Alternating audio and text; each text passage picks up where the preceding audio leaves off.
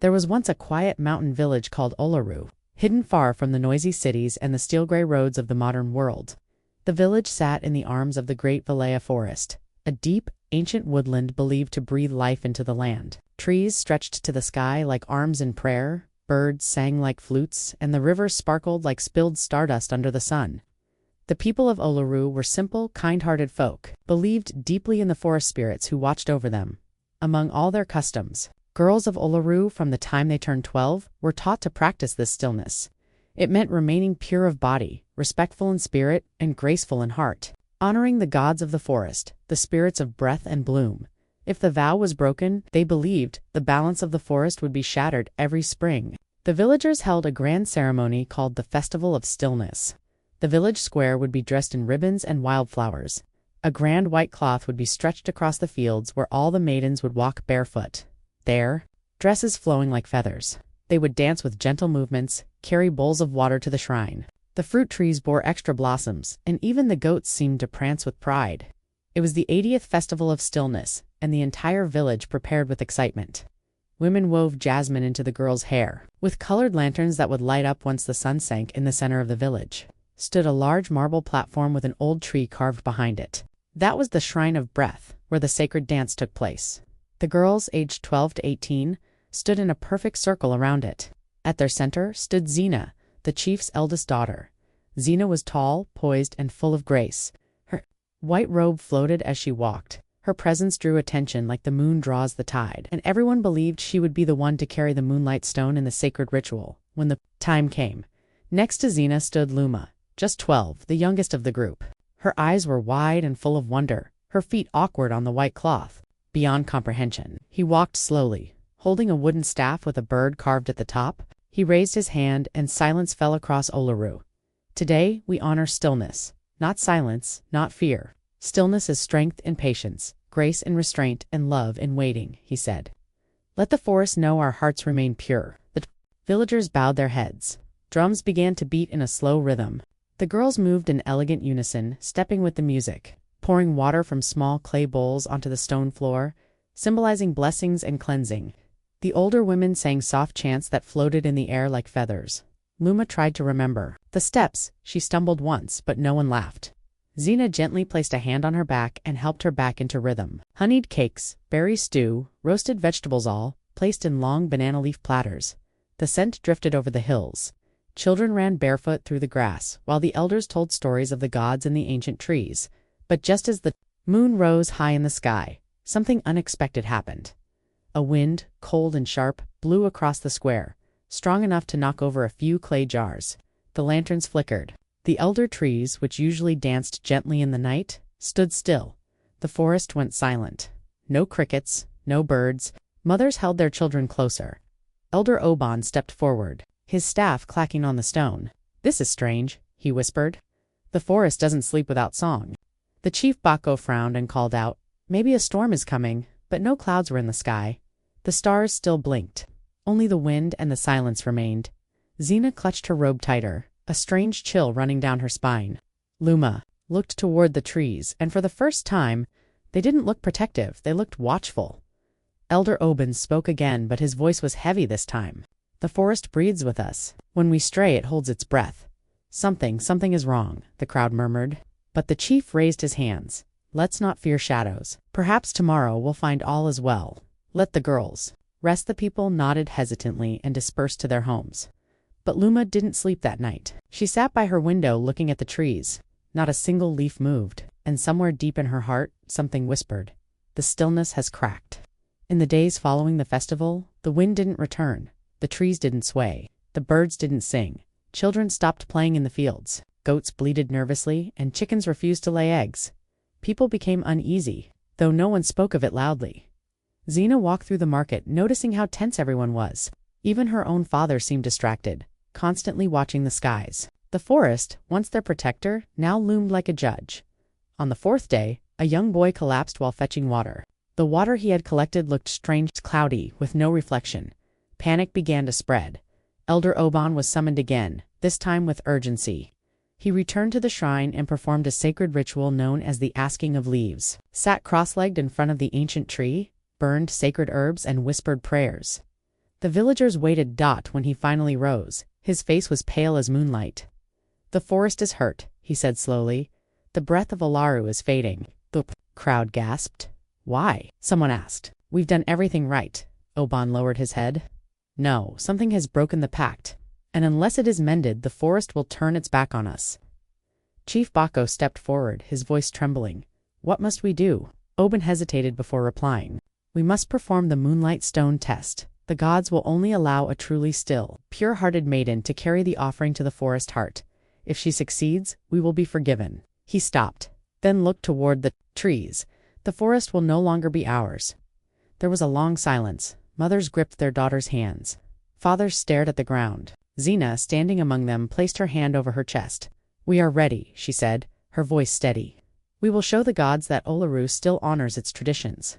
For this time, the forest watches closely. 3 days after the Festival of Stillness, as the air of Olaru grew heavier and the silence of the forest deepened, a young woman arrived at the village's northern gate. She was dressed in sleek, glittering fabric that shimmered like water. Under moonlight, her long braids swayed as she walked, and her sandals clicked confidently on the stone path. Unlike the village girls, who wore soft cotton robes and walked modestly with lowered eyes, her expression full of something the villagers weren't used to: boldness. Her name was Lyri, and she had come from the city of Kenta, far beyond the hills that surrounded Olaru. She was the niece of Marin. That morning, with Lyri by her side, the village gathered in curiosity. Lyri's entrance caused a stir. Children stopped playing. Women paused their weaving. "Be smaller," she whispered to her aunt, loud enough for some to hear. Marin smiled nervously and placed a hand on her niece's shoulder. "It is small, but it has heart." Lyri looked around at the simple homes, the chickens running across the dirt paths, and the women washing clothes by hand at the river. Her nose wrinkled slightly. "It has ... dust." Luma, too young to understand why her stomach fluttered, peeked at the city girl from behind a curtain. Lyri sat at the dinner table with perfect posture, her fingers adorned with rings, and her nails painted a strange, shiny pink. The chief offered roasted corn and yam, but Lyri barely touched her plate. Instead, she spoke at length about city life: glowing towers, the moving stairs, the shops filled with mirrors and silk. "In Kenta," she said, "a girl isn't raised to sit and wait for permission. She is raised to be admired, noticed, wanted." Xena listened in silence. Marin chuckled nervously. Chief Bako cleared his throat. "In Olaru, we raise our daughters to respect stillness. It is what protects the forest." "And what has that stillness brought you lately?" "Sick animals. With all respect, maybe it's time your girls stop hiding under robes and start shining." That night, Xena went to bed with a troubled heart. Luma, meanwhile, whispered to her older cousin Mina, "Why does Lyri talk like that?" Wherever she went, eyes followed. The young men especially couldn't look away. She painted her eyelids and lips and walked with the rhythm of someone who had never been told to walk softly. The girls noticed how the boys looked at her, and deep inside, some began to feel invisible. Lyri smiled often, but it was the kind of smile that held a secret. She started talking to the older girls in private, said one afternoon to a group of girls. The girls didn't know how to respond, but they listened. Lyri pulled out a shiny necklace from her pouch. "You see this? A boy in the city gave it to me after I danced with him at a party. I didn't give him anything back except my smile." She had accepted gifts, shoes, even small stacks of money in exchange for company. In the beginning, it was thrilling. She never spoke of the night she cried alone in her apartment, or the friend who had disappeared after meeting the wrong man. Those parts she hid. In Olaru, however, she felt powerful again. These girls looked up to her. They whispered her name like it was magic. Even Xena, the graceful future priestess, began to watch her with something like curiosity. One afternoon, Xena invited Lyri for a walk to the river. They sat beneath the old fig tree that overlooked the water. Xena looked troubled. "I don't understand why the forest is changing. We've done nothing wrong." "Maybe it's tired of your rules." Xena frowned. "Our rules are sacred." Lyri leaned in. "Or maybe they're outdated. But maybe, just maybe, your girls deserve to feel beautiful, to know they can choose, not just wait." Xena looked at the river, unsure of what to say. In the weeks that followed, they added color to their lips, using mashed berries. They stitched their dresses tighter. At first it was harmless, but then some girls started sneaking out at dusk. They met traders and young hunters behind the granary by the edge of the forest.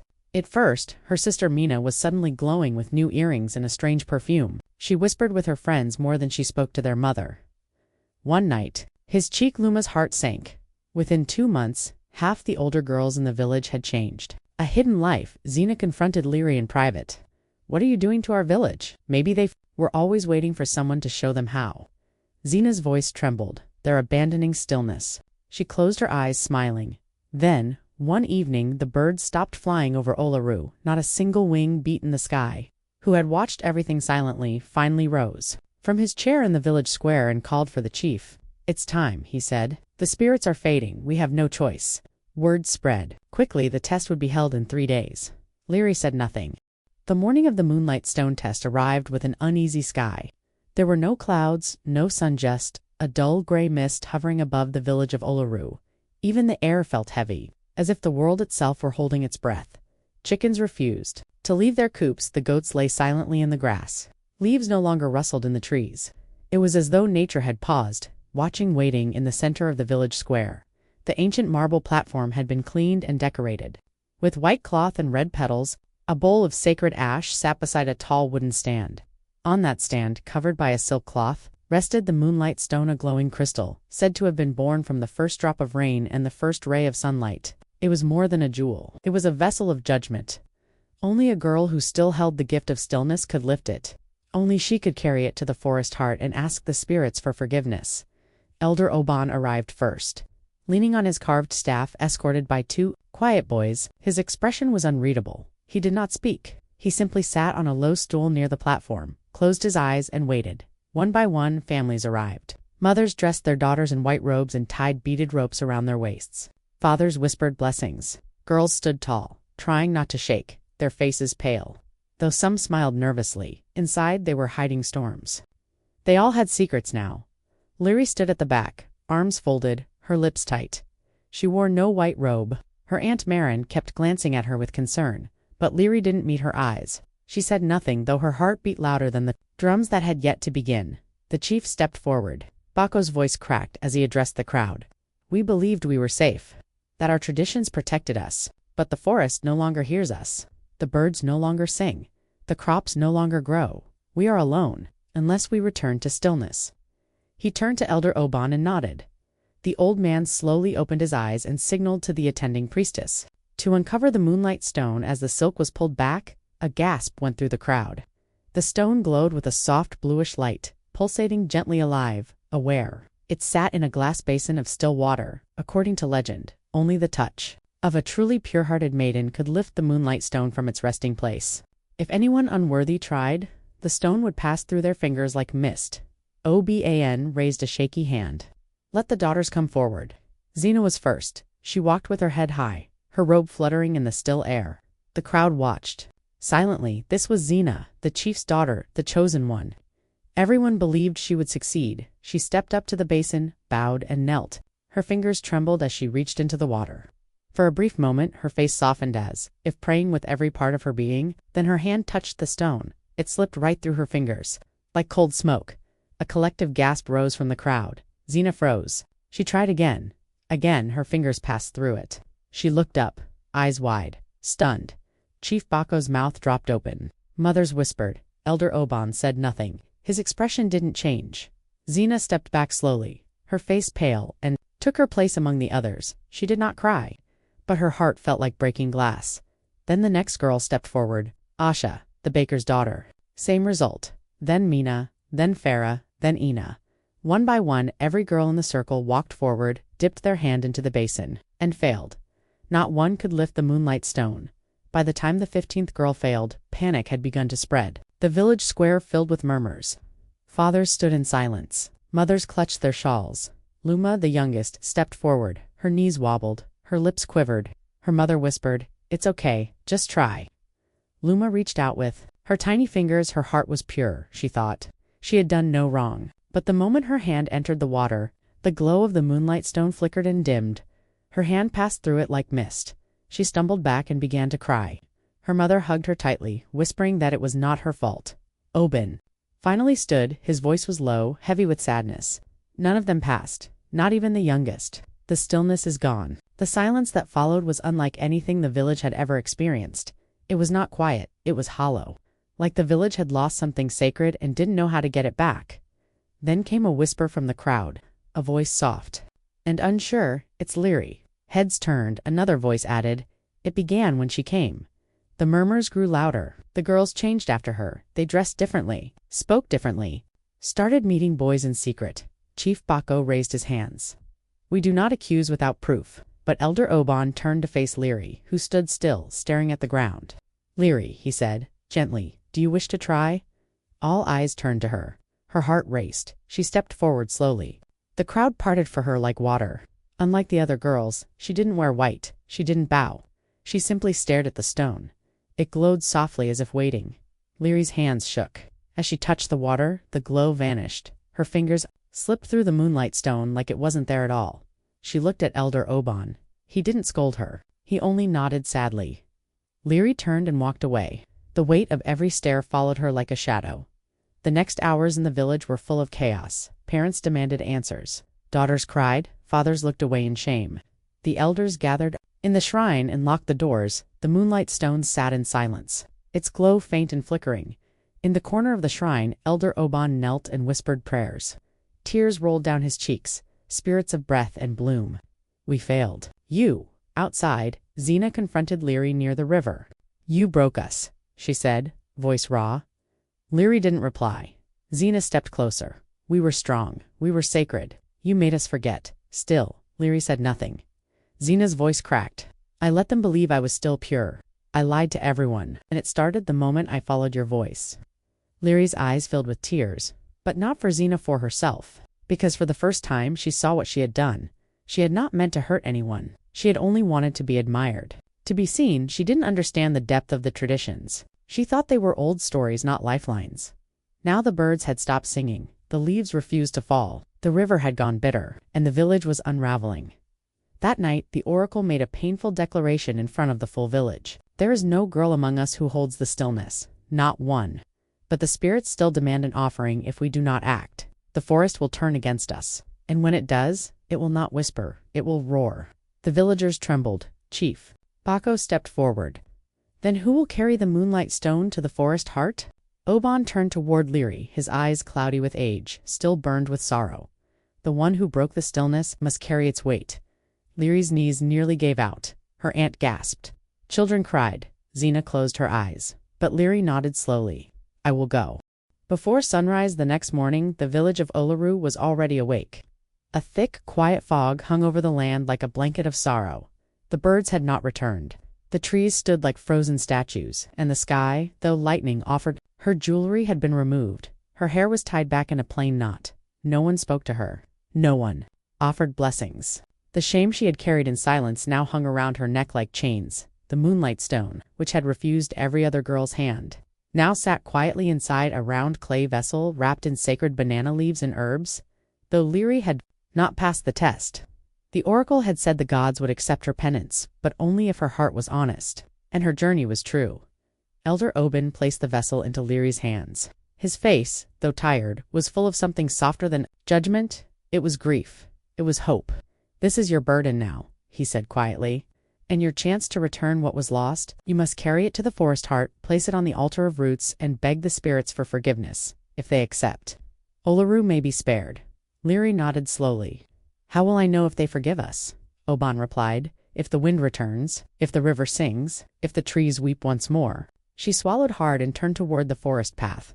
The villagers watched in silence, some with anger, some with sorrow, others with fear. Not a single person reached out as she passed. Even her Aunt Marin stood back, holding a hand over her, mouth unable to speak. Her niece, once proud, once dazzling, was now a figure of sadness and shame, disappearing into the very forest that had stopped breathing. Leary's journey began with the sound of her own footsteps. Crunch, crunch, crunch. Each step on the dry forest floor felt heavier than the last. The birds didn't sing. No wind stirred. The tall trees loomed over her like watchmen, judging silently. She had grown up in the city, where lights never dimmed and noise never stopped. This silence was different. It wasn't empty, it was watchful, alive. Her hands gripped the clay vessel tightly. It was surprisingly warm, as if the moonlight stone inside held a heartbeat. The path to the forest heart would take 2 days on foot. The elders had warned her. No fires, no shortcuts, no talking aloud. She must go alone, and she must walk with humility. By midday, sweat poured down her back. Thorns had scratched her. Legs and her sandals were worn, but she pressed on. She thought of Xena, of Luma, of the girls who had followed her into secrets, of the quiet she had filled with loud, foolish dreams. She had once believed she was teaching them freedom, but freedom without wisdom was just a fall without wings. That night, Leary found shelter beneath a stone overhang near the edge of a dried-up creek. She sat cross-legged, shivering slightly, and placed the vessel gently before her. The moonlight stone pulsed faintly through the clay. Its light cast eerie shadows on the rocks. She didn't sleep. Instead, she thought of the first time she wore makeup at 12, how people clapped and said she looked like a woman. She thought of the gifts from men in Kenta, the ones who whispered sweet things, only to vanish after she gave too much. She thought of the city girls she used to admire. How many were truly happy? How many were truly whole? And she thought of Mina and Asha and Zena, sweet girls, quiet girls, curious girls, who had followed her example without truly understanding what they were giving away. I didn't mean to hurt them, she whispered aloud. The trees didn't answer.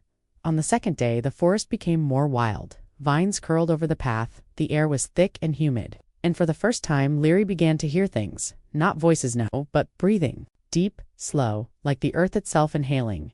She reached a twisted tree with red bark, shaped like a curled fist. The elders had told her, "When you see the fist, you are close."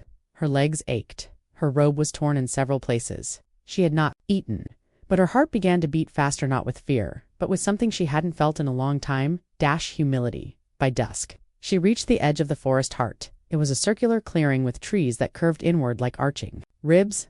At the center, a massive ancient tree grew from a stone, alter its roots as thick as elephant legs. Vines of purple flowers draped from its branches, but none of them bloomed. The forest had sealed itself shut.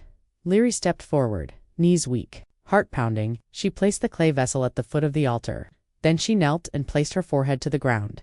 She spoke from her soul. I came with pride. I came with beauty. I came with lies. I broke their trust. I led them away. From what was sacred I did not understand, but I do now. I cannot undo what I've done, but I can offer this. Not my hands, but my heart. Not my words, but my walk. Please, let them be spared. She stayed bowed for a long time. Hours, maybe. She wept into the dirt. The moonlight stone glowed softly beside her. Then something shifted. A breeze. Just a whisper. But it touched her cheek like a mother's hand. A leaf fell. Then another. The vines above her shimmered with sudden light. The purple flowers bloomed. The roots of the tree vibrated slightly. And then, deep beneath her knees, she heard it, the faint, ancient hum of the forest breathing again. She looked up, tears streaming down her face. The altar accepted her offering. The moonlight stone stopped glowing. Its light had passed into the earth. She had been heard. Leary stayed in the clearing until morning. When the first golden light filtered through the canopy, the birds began to sing. Real singing. A symphony of chirps and flutters and trills filled the forest heart. The sky turned blue. The air turned sweet. She smiled not with pride but with peace. Her journey had changed her. Her walk had become a confession. Her silence a prayer. Now it was time to return. Leary returned to Uluru just as the sun was beginning to rise on the third morning. Her robe was torn and stained, her hair full of leaves, her eyes red from weeping, but her heart, for the first time in her life, was quiet. Not empty, not broken, quiet. Like a still pond after a storm, she had left as a girl others envied, a girl full of pride and noise. Now she returned as something else, a vessel of truth, of humility, of pain. She stepped back into the village with no words on her tongue. The trees at the village border greeted her gently, their branches now rustling once more. The leaves swayed, the air carried the soft whistle of a breeze, curling around her like a welcome home. Birds flew low above the rooftops. A dog barked joyfully in the distance. The silence that had haunted Uluru was broken not by shouts, not by cheers, but by the sound of life returning. The villagers were already gathered in the square. They had come expecting a message, a sign, perhaps even a final decision from the gods. What they saw instead was Leary, walking barefoot, carrying nothing but the memory of her journey. There was no grand announcement. She did not bow. She simply walked up to the center of the square, placed her hand to her heart, and whispered, "I've done what I could." For a long moment, no one said a word. Then Elder Oban rose from his stool, took a deep breath of the fresh wind, and lifted his hands to the sky. His voice trembled, but it rang out strong and clear. The forest breathes again.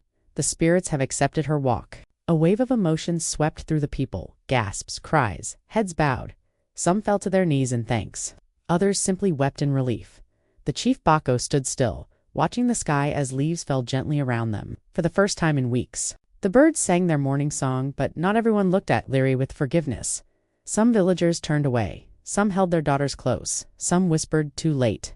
The wind had returned, but the consequences remained. The elders gathered that evening to decide Leary's fate. Though the curse was lifted, the shame she had brought to the village, intentionally or not, had not vanished. The young girls had followed her. The test had failed. Their traditions, so old and sacred, had nearly crumbled. Elder Oban called the villagers once more to the center square that night. A fire was lit, casting long shadows on the faces of those who had once danced in joy. Leary stood before them. Again, head bowed, arms at her sides, Oban raised his staff. "Leary, daughter of Marin, you walked the path. You carried the burden none else could, and you returned with breath in the trees and song in the air. The gods have forgiven the village. But what shall the village do with you?" A silence fell again. Then Xena stepped forward from the crowd. All eyes turned to her. Her face, once proud, was calm. There was sorrow in her eyes, but also strength. "She saved us," Xena said. "But she also showed us how easily we can lose ourselves. Not through hate, but through forgetting who we are." She turned to the people. "It wasn't just Leary. We followed her. I followed her. Not because she forced us, but because we were already ready to stray. We just needed someone to tell us it was okay." Some girls in the crowd looked down. Others nodded. Zin. I turned to Leary again. "You opened the door, but we stepped through it ourselves." The chief spoke next. "Tradition is like a rope, strong when held with both hands, but we let go." Finally, Oban spoke the decision. "The forest has forgiven you, Leary, but you must remain here for 12 years. You will live by the shrine. You will carry every sacrifice, tend to every ritual. You will not leave. You will be the guardian of stillness, not as punishment, but as protection, so that you never forget what was nearly lost, and so that we never forget what we must protect." Leary nodded. Her voice was low but steady. "I accept it." They gave her a small hut near the ancient tree where she had first arrived with her aunt. It was simple. A bed of straw, a clay pot for water, a stone lamp. She tended the shrine daily, swept the altar, gathered herbs, carried offerings. She spoke little. The girls she once dazzled now avoided her eyes. The boys who once whispered her name passed without words. Children pointed sometimes, saying, "That's the one who made the forest cry." But she did not complain. She woke with the sun, slept when the wind stopped, and every morning she sat beneath the tree and whispered a silent prayer. "Keep them pure. Keep them strong. Let them remember." The villagers began rebuilding their traditions. The elders taught the girls the meanings behind the songs, not just the melodies. The mothers spoke not just of purity, but of wisdom. They taught their daughters to ask questions, to understand, to see the strength behind stillness, not as silence, but as self-respect. And slowly Olaru healed. But Leary's hut remained on the edge, half-shadowed by vines.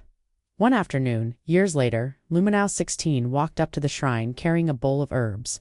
She placed them at Leary's door and waited. Leary stepped out slowly, wiping her hands. Luma hesitated. "May I ask something?" Leary nodded. Luma swallowed. "Do you ever miss the city?" Leary looked at the trees, at the soft light falling between the leaves, at the stone path worn smooth by the feet of dancing girls. She closed her eyes. "Sometimes, but I don't miss who I was there." Luma sat beside her. "I used to be scared of you," she said softly. Leary smiled gently. "I was scared of myself." They sat together in silence, the wind curling gently through the trees, carrying the scent of jasmine and old forgiveness. 12 years passed. The village of Olaru changed in many ways, yet remained true in the ways that mattered. The trees that had once stood silent now swayed freely again, leaves whispering ancient songs. The river ran clear, birds danced in the skies, and the wind was no longer a stranger. It had become a trusted friend again. Crops flourished, children laughed barefoot in the fields, and the festival of stillness returned each spring with brighter colors and deeper meaning. But in a quiet corner of the village near the ancient shrine tree with roots like old arms, Leary still lived in the small hut built for her. She had grown into a woman of few words and calm strength. Her once shiny rings and painted lips were long gone, replaced by rough hands and quiet eyes. Her beauty was still there, but it had changed.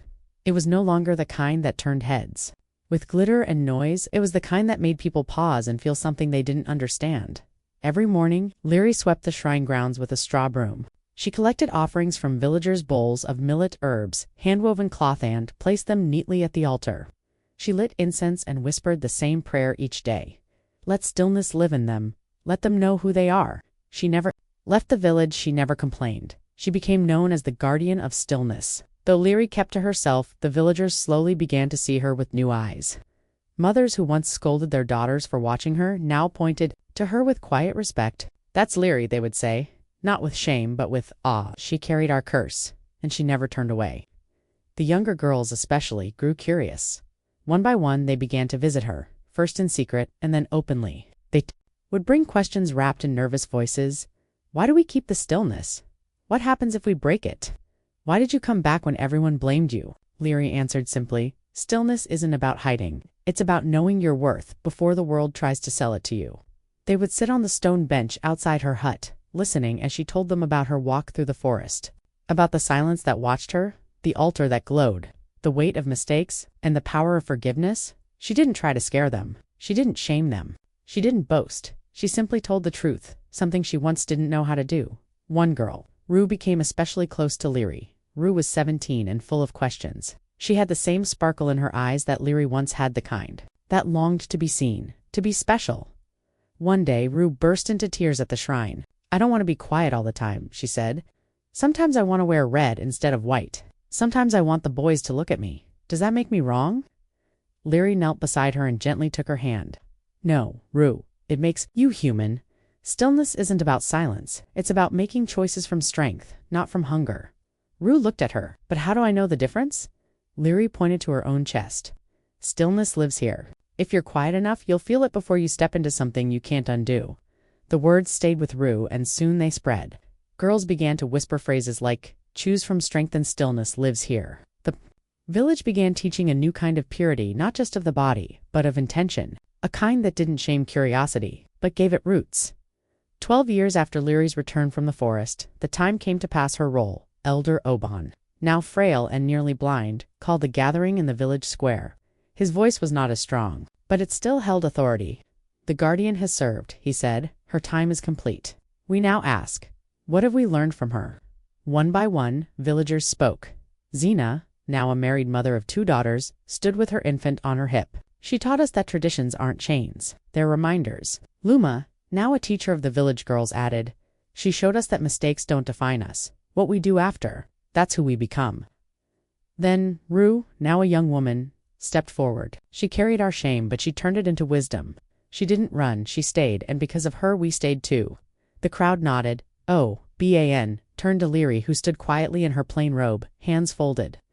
"What do you ask now, daughter?" Of Marin, Leary looked up slowly. Her voice was calm, almost a whisper. "I ask nothing. I only offer this. Let no girl in Olaru ever believe that beauty must come with a price. Let them know they are already enough." Tears welled in Oban's eyes. He raised his hand. "Then your service ends. You are free." Leary did not leave the village. She chose to remain near the shrine, not as punishment. Not because she had to, but because she felt peace there. The girls still came to her, and the boys began to listen to them. Couples visited her before their weddings. Elders sought her advice during festival preparations. Even the birds seemed to pause near her windowsill as if drawn to the quiet strength. She carried Dot years later, when a new girl from another town came to live in Olaru. Girl with bright clothes, loud laughter, and a wild spirit. It was Leary who sat with her under the fig tree and said, "You're welcome here, but walk gently. This land remembers everything." They say the forest never forgot Leary, even after she grew old. The wind near her hut always whispered sweetly. The river near her door never ran dry, and when she passed from the world quietly in her sleep, the trees dropped their leaves all at once, not in sorrow, but in reverence, that the shrine she tended for 12 years became a school, and the bench where she used to sit became a story stone. Children would sit around it and ask, "Who was she?" And the elders would say, "She was the one who almost made us forget, but instead made us remember." Many years had passed since Leary's quiet death. Time had softened the edges of her story, but never erased it. The villagers of Olaru still spoke her name in low, reverent tones. Children who had never met her grew up sitting near the story stone, touching its smooth surface and whispering her name like a charm. To the outside world, Olaru was just a small village surrounded by old trees. But to the people who lived there, it was a sacred place where a girl had once saved them with her silence. Rue, now a woman in her late 30s, had taken Leary's place at the shrine, but she never called herself the guardian. That title, she said, belonged to Leary alone. Instead, she was known as the teacher of breath. Every morning, Ruth swept the shrine floor with the same kind of care Leary once had, and every evening she lit a lamp beneath the ancient altar tree. Her own daughters helped her now, tying herbs in little cloth pouches, arranging bowls of water and millet, and listening carefully to the prayers. One day, while dusting the base of the old tree, Rue noticed something strange. The roots had shifted slightly after a rainstorm. Beneath them, just barely visible, was a smooth curve of stone blue and faintly glowing. Her heart raced. She called her daughters, and together they dug gently into the earth. There, cradled beneath the roots like a heartbeat beneath a rib cage, lay the moonlight stone. It had returned. Its glow was soft, pulsing gently like breath. It was no longer hidden in clay or wrapped in leaves. It had planted itself in the land. The forest had accepted it not as a visitor, but as something it wanted to keep. The villagers gathered around, silent, watching as Rue bowed before it. "It's her," Rue whispered. "She left it here. Or maybe." The forest gave it back. The elders wept. Even the youngest children stood still, feeling something sacred they couldn't explain. That evening, the wind blew stronger than it had in years. Leaves spiraled across the sky like blessings. The river's current quickened. Birds flew low and sang loud, circling the shrine tree in celebration. The altar tree dropped purple blossoms, something it hadn't done since the day Leary returned. From the forest heart, the people of Uluru held a gathering. But this wasn't a mourning, it was a homecoming. They built a ring of stones around the newly revealed moonlight stone. They placed flowers, cloths, poems, some left bracelets, others wrote small notes on leaves and buried them nearby. Children brought drawings. Teenagers stood silently, arms folded, heads bowed not out of shame, but deep respect. Zena, now an elder herself, came to the shrine with her granddaughters. She was younger than you are now when the village turned on her. She said gently, "She was older than me when we forgave her. And when she forgave herself. That's when everything changed." One of the girls looked up. "Why did she stay if they treated her badly?" Zena smiled. "Because she understood something we didn't. That love doesn't mean being accepted, it means doing what's right." Even when you're alone, the girls didn't answer, but they walked away more quietly than before. The years passed. The shrine became a place of learning. Not just about the forest spirits or the old songs, but about choice, kindness, mistakes, and the courage to start again. Every girl in Uluru, once she turned 13, would make a special walk with her mother or a teacher to sit beneath the story stone and hear Leary's tale, not just the ending, but the beginning. Not just her shame, but her healing. Some cried, some asked questions, some simply sat in silence, holding the weight of what it meant to fall and to rise. The story no longer lived in whispers. It lived in ceremony. Once every year, on the day the moonlight stone was first carried, the village held a special night vigil. The girls would dress not in white robes, but in garments they designed themselves to represent who they truly were. Some wore blue, some green, some gold, but all walked barefoot, carrying bowls of light candles lit from the shrine flame. They walked the same forest path Leary once had. They didn't go to the forest heart. They didn't need to. The forest had come to them one spring. A visitor from the city of Kenta arrived in Uluru. She wore bright clothes, spoke quickly, and carried a phone that clicked and blinked every few minutes. She said she was making a documentary about ancient female traditions and rural customs. The villagers welcomed her kindly, but cautiously. She asked to see the shrine. Rue took her as they walked through the trees. The woman scoffed. "So you're still teaching virginity in silence?" Rue stopped walking. She looked at the woman and smiled, not unkindly but firmly. "We teach girls that beauty is not something to be bought, that love is not something to be begged for, that power isn't noise, and that forgiveness, especially of yourself, is the greatest freedom." The woman blinked. "So, not really about purity then?" Rue chuckled. "Not in the way your world defines it." They reached the shrine. The woman stood quietly now, as wind wrapped through the trees. She took one photo, then she put her phone away. And so the story of the girl who walked alone lived on, not as gossip, not as warning, but as a story with wounds. Yes, but also wings. Leary's name was etched into the side of the story stone.